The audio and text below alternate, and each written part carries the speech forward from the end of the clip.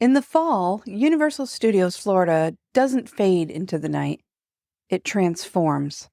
The streets grow still. Behind the facades you thought you knew, something darker waits.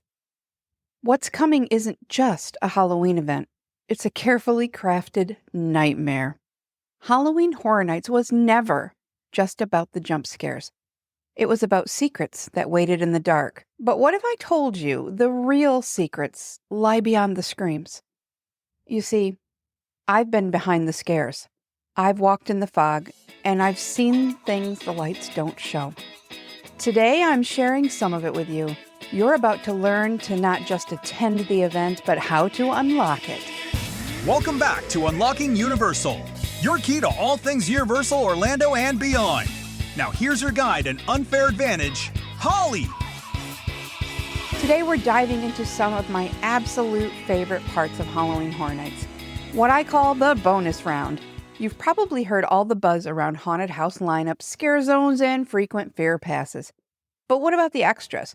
Behind the scenes tours, the exclusive sneak peeks, the spooky surprises that most people don't even realize exist. I've got all the details for you on this year's Unmasking the Horror Tours, Premium Scream Night, and why this year's tribute store is even more special.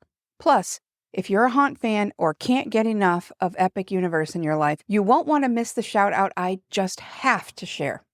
But first, a quick note about those until recently elusive frequent fear passes. If you listened to my last Horror Nights episode, you know I had some predictions, and let's just say I pretty much nailed it. Prices went up a bit as expected. Those express add-ons did reappear. They were limited and sold out fast.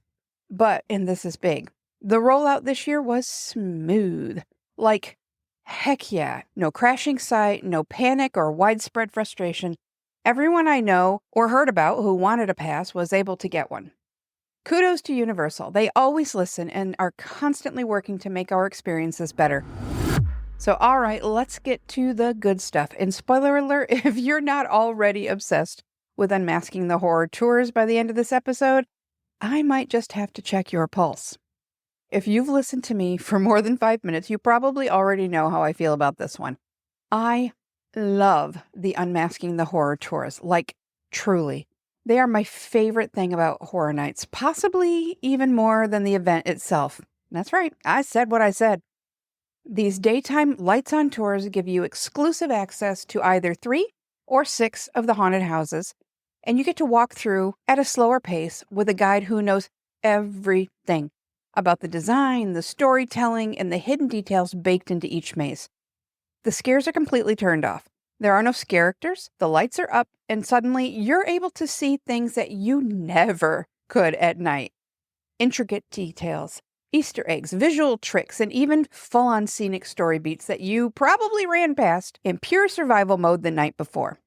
So much detail. You'll be wondering, why do they even bother? Well, that one's easy. These haunted houses, or mazes as we often refer to them, are 100% labors of love. Plain and simple. You want a whole new level of appreciation for artistry? This is how you get it. Unmasking the horror. And here's a cool part. You don't need a theme park ticket, and you don't need a ticket to Horror Nights. The tour meets at Soundstage 18, which, if you're a longtime Universal fan, you'll recognize that as the former home of the Blue Man Group. And if you're OG like me, the home of Nickelodeon Studios. Other than crisscrossing the park en route, the entire thing takes place behind the scenes. When the tour is over, they let you back out through Soundstage 18 again, and you're on your way. If you choose the 6-house version, which I highly recommend. Okay, to be fair, I highly recommend both of them. But we're talking about the 6-house tour. You're going to get a buffet-style lunch included in the price for the first time ever. I haven't been able to confirm where it's going to be held yet, but my money's on Cafe La Bamba because that's where the VIP tours do their lunching. Groups are capped at 12 guests each, so it's totally an intimate VIP vibe. You'll also get a commemorative pin exclusive to the tour, and you can take photos in almost all the rooms. Now, this is going to be depending on Universal's guidelines for that particular house and the agreements they have with the intellectual property owners. And some real talk. You can't count on seeing all 10 houses through these tours. I mean, duh, 6 plus 3 is 9, right? The max you can see is at 9. Universal chooses which houses are included on each tour, and while they give us a sort of list in advance, they always reserve the right to make last-minute swaps. And that's a necessary thing. Repairs, safety issues, or even just creative decisions can shift things around. And honestly, that's fair. So if we're booking with high hopes of any specific house, Terrifier, we have to go in with flexible expectations regardless. Things happen, and it's still going to be incredible no matter which houses you get to walk through. This is the best way to appreciate the craftsmanship and storytelling that makes Horror Nights so special. If you're a horror nerd, a theme park design geek, or just someone who doesn't want to scream their way through the houses, this is the experience to book. All right, let's shift gears from daylight walkthroughs to something a little darker, something a little hungrier, and more nostalgic. It's time to talk about Premium Scream Night. This exclusive one-night event is only in its second year, but it made such an impact last year that it's already got sort of a cult following.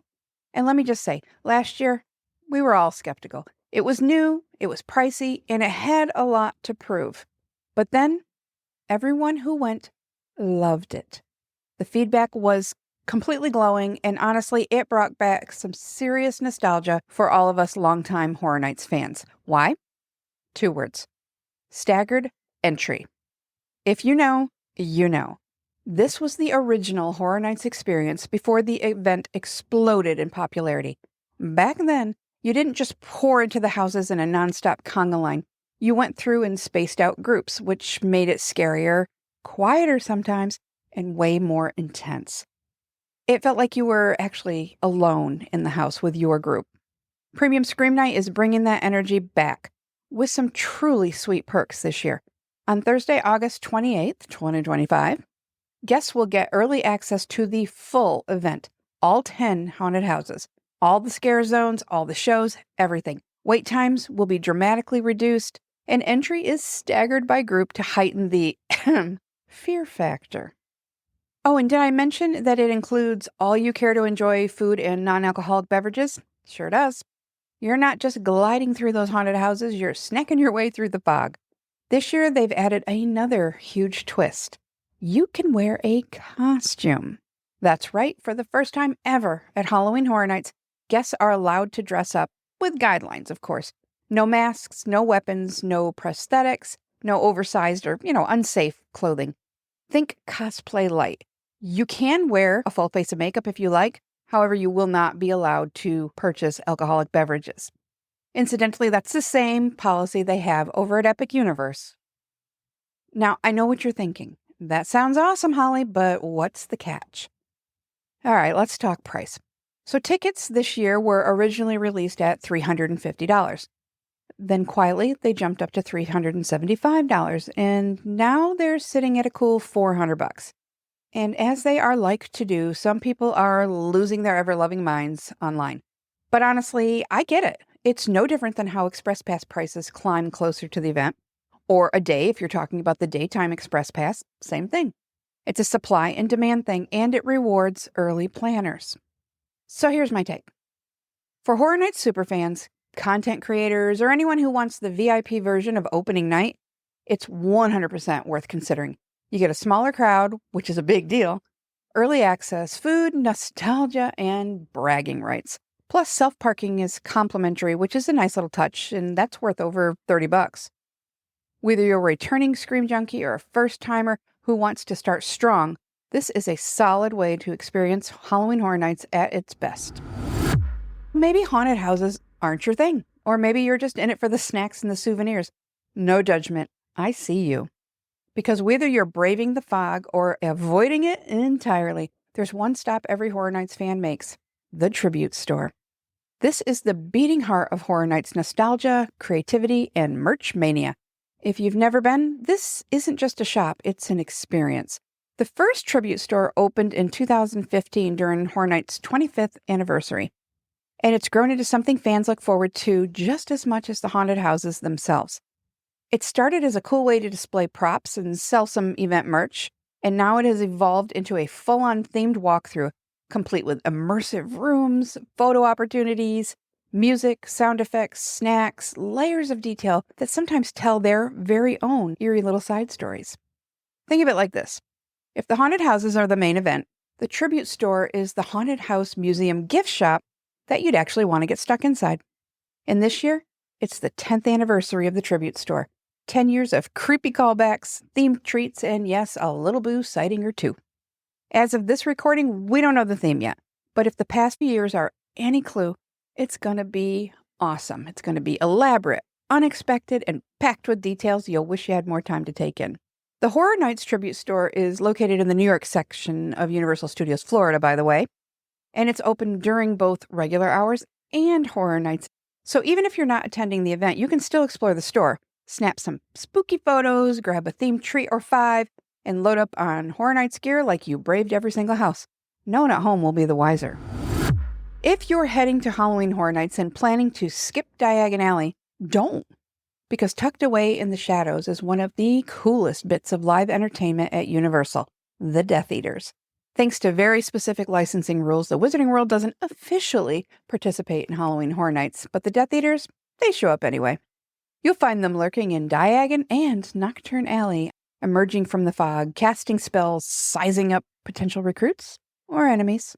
It's eerie, it's theatrical, and it's such a cool contrast to the usual Diagon Alley vibe. Plus, the area gets a lighting and fog upgrade that really makes it feel like the Dark Lord's watching. They haven't officially been confirmed for this year's event, but the crates, the lighting rigs, the fog machines, they've already started showing up. So yeah, it's happening. You don't need a wand, but if you've got one, bring it. And if you're feeling brave, show your dark mark. Now for something a little more lighthearted, especially if you're visiting with younger guests or just want a fun side quest. For the past 5 years, Universal Orlando has offered a themed scavenger hunt during the fall season. And while it's not part of the Halloween Horror Nights ticketed event, it's very much tied to the vibe. This started in 2020. Remember the year we needed something whimsical? And it was originally called the Scarecrow Stalk, like S-T-A-L-K. It was free at the time and featured 13 elaborately themed scarecrows and skeletons scattered across Universal Studios for guests to find, after which they would collect a candy prize. Since then, it's evolved into a paid experience around $10 with more collectible rewards, which I dig. It was renamed Lil Boo's Trick or Seek Scavenger Hunt a couple of years ago. For those who locate all the Lil Boo statues, collect all the clues on his treat bags, and solved his secret phrase, the prize was a themed suncatcher ornament. This experience usually spans the studios, islands, and City Walk now, and anyone can participate. It's a great crossover activity for daytime guests, families, or anyone who wants a Halloween fix without the fear. And let's be honest, any excuse to follow Lil Boo around the parks is a good one. All right, my Scream Squad, that's a few experiences that can really take Halloween Horror Nights to the next level. But before I go, I just have to give a quick shout out to a YouTube channel I've been loving, Wicked Thrill Seekers. The hosts, Pow and Walk, create the best spooky and theme park content. Not only the spooky stuff, but they have a series called 10 Hours In. And this is a series from Epic Universe where they spend an entire day in each world. It is absolutely phenomenal. It's the best epic coverage I've seen. I've been watching them since pretty close to the beginning of their channel. And believe me, they deserve so much more attention. They are seriously all good things. This isn't a collab or anything. They didn't ask me to say this. I'm not being paid for it. They don't even know.